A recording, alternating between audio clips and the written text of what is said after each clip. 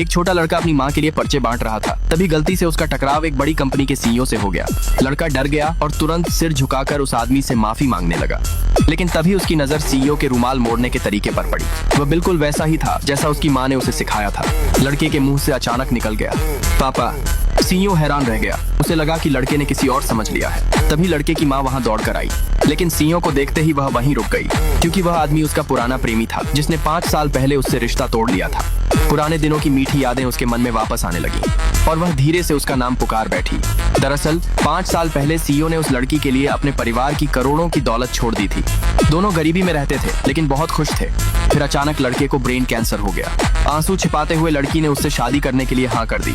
उसने वादा किया कि ऑपरेशन के बाद सबसे पहले वही उसे दिखाई देगी।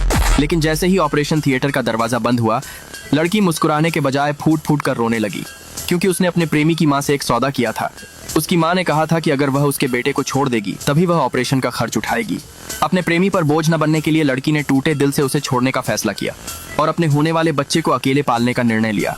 लड़की के जाने के बाद उस आदमी की माँ ने तुरंत एक अमीर लड़की को उसकी देखभाल के लिए भेज दिया, क्योंकि उसे लगता था कि उसके बेटे के लायक सिर्फ अमीर परिवार की लड़की ही है।